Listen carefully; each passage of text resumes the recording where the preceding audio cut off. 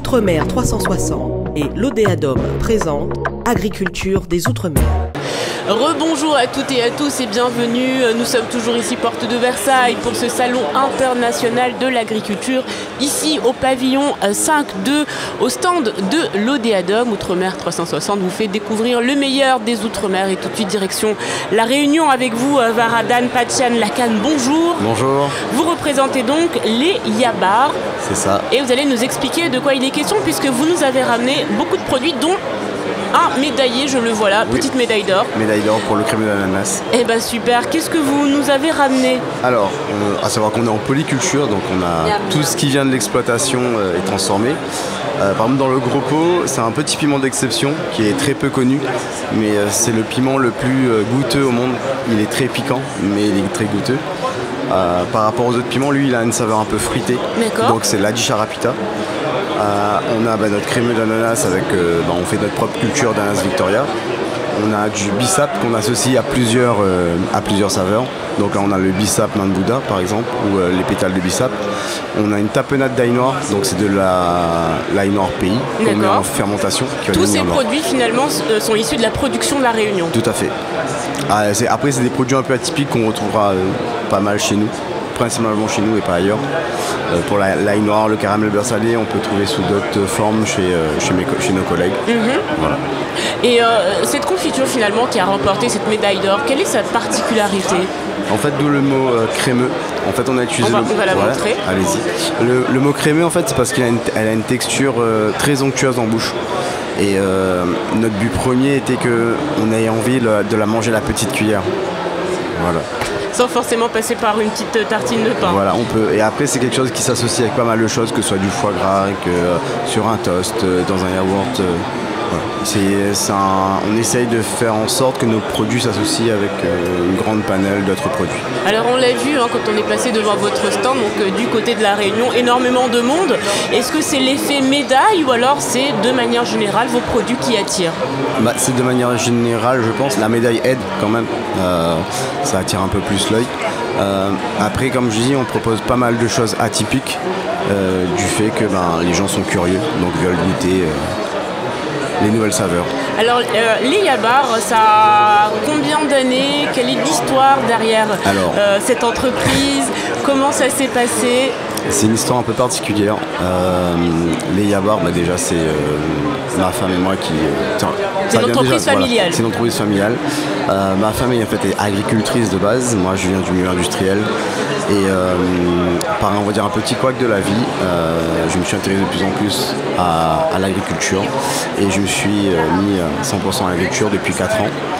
Et le mot Yabar, en fait, ça vient de notre fils, le premier, voilà, de garçon, mais déjà du premier, parce qu'on estimait qu'il était ni un Yab ni un Malbar, et du coup on a trouvé ce jeu de mots Yabar.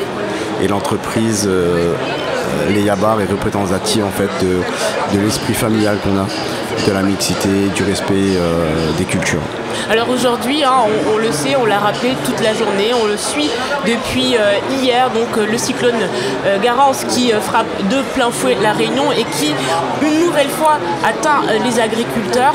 Comment ça va, vous, j'ai envie de demander? Malheureusement, c'est sûr qu'on a des dégâts. J'ai ma femme et mes beaux-parents qui sont enfermés dans la maison pour se protéger. On attend que ça s'atténue et on pourra voir ce que ça donne une fois que l'alerte sera levée. On peut pas aller à l'encontre de la nature, on est obligé de subir et on reconstruira ce qui a été cassé.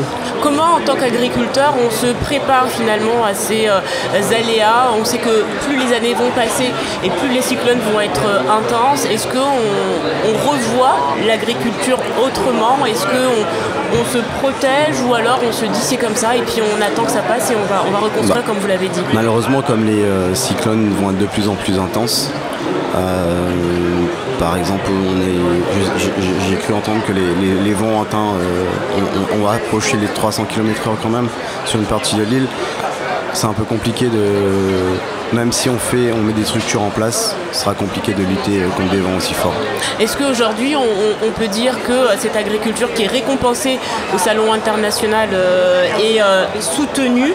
Est-ce que vous êtes entendu? Est-ce que les filières que vous représentez, qui sont des filières d'excellence, sont suffisamment accompagnées? On attend, là il y a on va dire qu'on attend le point final du cyclone, faire un point sur les dégâts. Et je pense que les élus vont tendre l'oreille aux agriculteurs, mais pas que les agriculteurs. Je pense que c'est toute la Réunion qui a été touchée là, assez violemment sur certaines zones. Et je sais qu'il y a des collègues qui ont tout perdu, une grosse partie de leur exploitation. En tout cas, on pense bien évidemment aux Réunionnais, aux Réunionnaises, à toutes les personnes qui sont actuellement à La Réunion et qui subissent Garance, La Réunion toujours en alerte rouge. Aux dernières nouvelles que nous avions, nous suivons bien évidemment cette situation pour vous faire vivre sur Outre-mer 360. Nous continuons de suivre les agriculteurs qui sont ici au Salon international de l'agriculture. C'est aussi ça, les soutenir, c'est venir les visiter, c'est venir acheter leurs produits. En tout cas, ils sont ici jusqu'à dimanche 2 mars et on espère donc qu'il y aura du monde pour venir acheter ces produits primés. On le rappelle. Merci beaucoup Varadan Pachan-Lakan. Merci à vous et merci à tous les visiteurs qui viennent faire un petit sourire à La Réunion, donner leur soutien. Après Mayotte, là c'est La Réunion malheureusement qui subit un cyclone.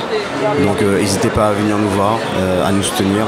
Et surtout là, il y a nous on ne connaît pas encore, je ne sais pas encore la perte que j'ai, mais je sais que j'ai des collègues qui ont tout ruiné. Donc n'hésitez pas à acheter leurs produits, acheter nos produits pour soutenir La Réunion et pouvoir reconstruire l'agriculture de demain. Le Soin indien a besoin de vous, Mayotte, La Réunion ont besoin de vous, les agriculteurs ont besoin de vous et c'est jusqu'à dimanche.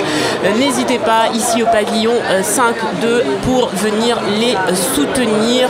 Bon courage. Merci beaucoup. Vous êtes là jusqu'à dimanche, on vous attend nombreux. Nous on se retrouve très vite avec un nouvel invité et puis vous retrouvez bien évidemment cet entretien sur YouTube et sur toutes les plateformes de podcast. Je vous dis à très vite. Merci pour votre écoute. À très bientôt pour un nouveau podcast Agriculture des Outre-mer.